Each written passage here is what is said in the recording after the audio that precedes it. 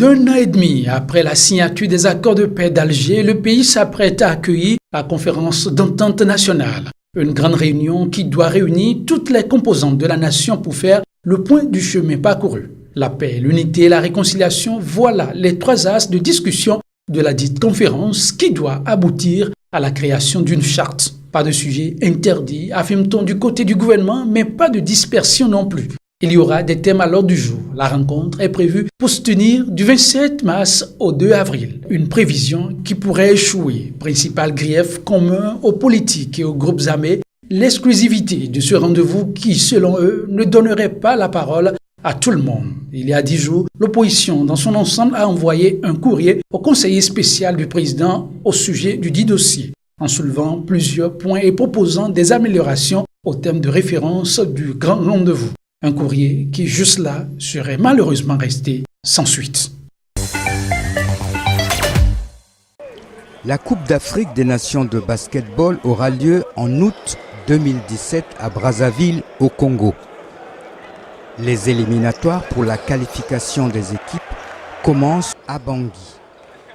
Effectivement, il vient de présenter un très beau match. Je pense qu'il y a encore beaucoup d'efforts à faire parce que moi, selon le conseil, il faut vraiment pousser les gens à faire beaucoup de tirs à 3 points. Voyez-vous, donc à partir de ce moment, il faut maintenant cibler 4 ou 3 tireurs à 3 points pour faciliter le match. L'équipe nationale de basketball de la République centrafricaine, les Fauves du Bazou-Bangui, prépare activement la compétition. Plusieurs joueurs évoluant en Europe sont venus renforcer l'effectif des Fauves.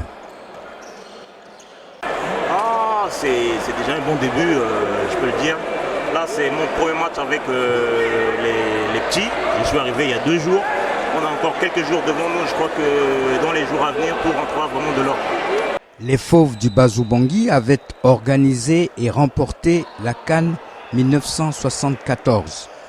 Ils avaient ensuite attendu 11 années plus tard pour inscrire pour la seconde fois leur nom au palmarès en 1985. Il va faire une sélection, comme vous avez vu, ils sont 19, presque 20. Donc on va réduire l'équipe à 12 et à partir de là, nous allons les réduire encore pour l'année prochaine parce que nous attendons les capitaines de l'équipe. Nous avons encore 3 ou 4 personnes qui viendront compléter l'équipe. La République centrafricaine ne domine plus le basketball africain. Les stars d'hier ont vieilli.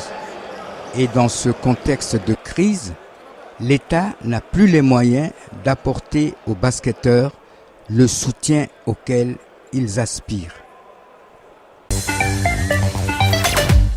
Encore des découvertes macabres autour de Tchimbulu.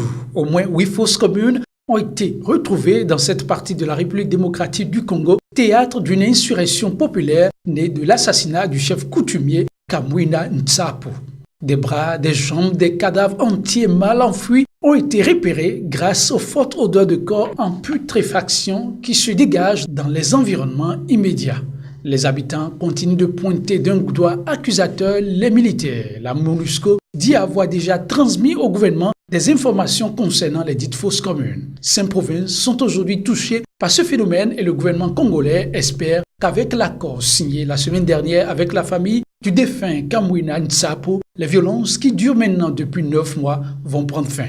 Dimanche, à Kananga, la foule a acclamé plusieurs dizaines de miliciens venus à l'invitation des autorités pour une cérémonie de reddition et de réconciliation. Pourtant, pour Kinshasa, ces miliciens sont des terroristes puisqu'ils s'attaquent aux symboles de l'État et tuent policiers, militaires, responsables administratifs ou encore des agents de la commission électorale. Le président rwandais Paul Kagame a rencontré lundi pour la première fois le pape François lors d'une audience au Vatican. L'entrevue entre le pape et le président rwandais, accompagné de son épouse, a duré une vingtaine de minutes dans une atmosphère décrite comme cordiale.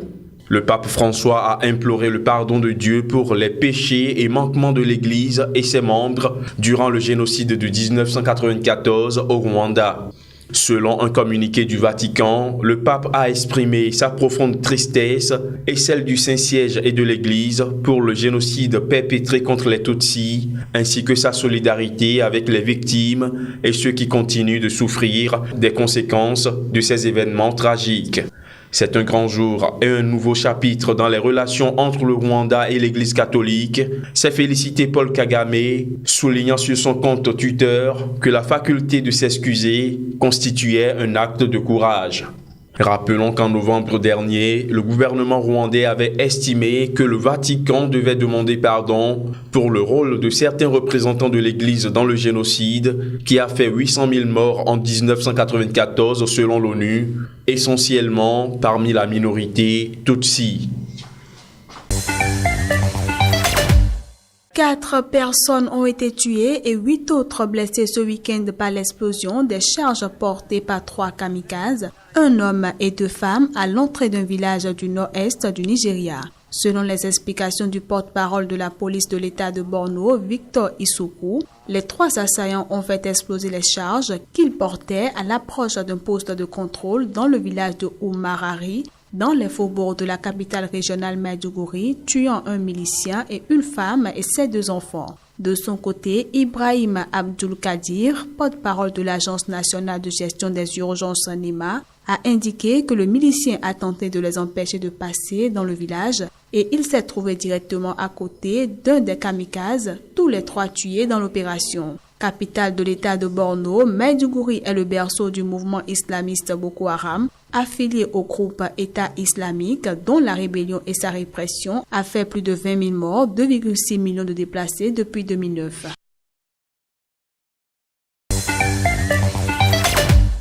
Au Sénégal, les élections législatives doivent se tenir en juillet prochain. Pour pouvoir accomplir leurs devoirs civiques, les Sénégalais doivent s'enrôler sur les listes électorales et obtenir une nouvelle carte d'électeur. Celle-ci leur servira non seulement de carte d'identité nationale, mais également de carte d'identification pour les pays de la communauté économique des États de l'Afrique de l'Ouest.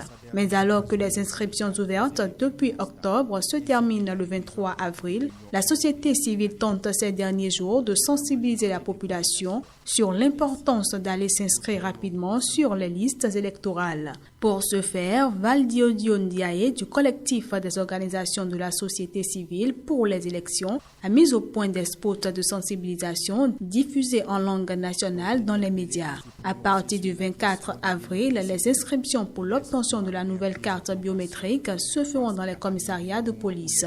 Ainsi, les retardataires pourront eux aussi disposer de leur carte d'électeur couplée à leur nouvelle carte d'identité, mais ne pourront pas voter aux prochaines élections législatives.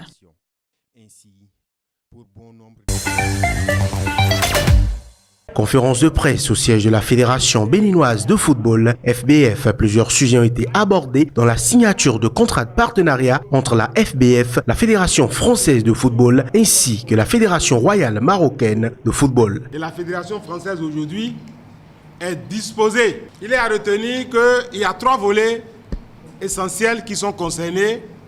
Nous avons l'arbitrage, nous avons l'administration et l'entraînement.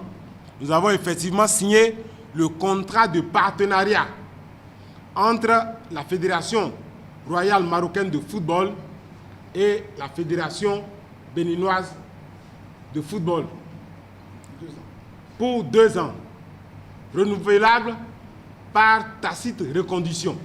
Le sélectionneur national a ensuite pris la parole pour défendre l'utilité de la participation du Bénin au CHAN, le championnat d'Afrique des Nations, tournoi réservé aux joueurs du continent dans un contexte béninois sans championnat. Aussi, 2 matchs amicaux sont-ils prévus pour les écureuils, la Mauritanie et l'Égypte. J'ai pu regrouper 36 joueurs et depuis une semaine, on est en train de travailler à mi-sérité, ce qui me permet aujourd'hui de constituer une base. Et comme je le dis, les locaux me serviront aussi de venir titiller l'équipe senior. Donc je ne m'appuie pas seulement sur les locaux et jouer au Bénin. Je m'appuie aussi au cas où j'ai besoin des locaux pour venir en équipe première. Des inquiétudes soulevées quant à l'absence de certains membres du comité exécutif, Anjorin Moucharafou rassure. Tout le monde a l'information. Mais tout le monde n'était pas obligé de venir par rapport à son emploi du temps. C'est pour vous dire que pour moi, il n'y a plus de crise, tout est terminé et encore le tribunal vient de nous donner le feu vert pour dire que les problèmes du football doivent être réglés par la famille du football. 3 nouveaux écureuils acceptent de défendre les couleurs nationales. Cédric Rontondi du GFC Ajaccio en Ligue 2 française, Moïse Adileou de l'AO Kerkira en Grèce et Olivier Verdon de l'équipe réserve des Girondins de Bordeaux.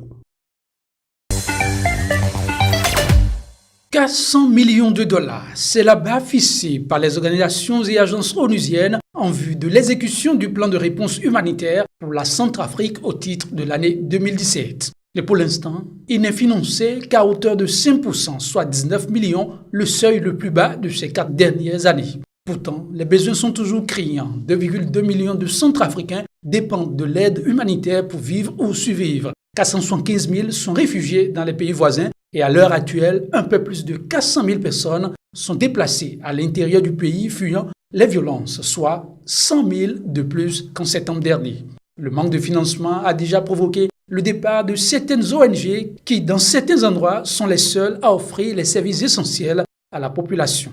C'est le cas particulièrement de la santé. Selon le Bureau des affaires humanitaires de l'ONU, près de 60% des infrastructures de santé sont tenues par des organisations non gouvernementales. Cette situation peut sembler paradoxale à un moment où les bailleurs de fonds internationaux commencent à mettre en œuvre les promesses faites en novembre à Bruxelles. Plus de 2 milliards de dollars américains en faveur du vaste plan de développement présenté par le gouvernement centrafricain. Accusé de diffamation par le président de l'Assemblée nationale, Issaka Sidibé, un responsable de l'hebdomadaire privé malien Le Figaro du Mali a comparu ce mercredi devant un tribunal qui a renvoyé son procès au 29 mars prochain. Dans la plainte du président de l'Assemblée nationale en lien avec un article évoquant un scandale sexuel au Parlement, le directeur de publication du Figaro, Ami Baba Sissé, outre la diffamation, est également accusé d'atteinte à l'honneur et à la dignité. En effet, dans 2 de ses numéros publiés en février dernier, l'hebdomadaire évoquait un flagrant délit d'adultère du président de l'Assemblée nationale. À la reprise du procès dans quelques jours, l'accusé qui encourt de 3 mois à 5 ans de prison ferme doit apporter ses preuves.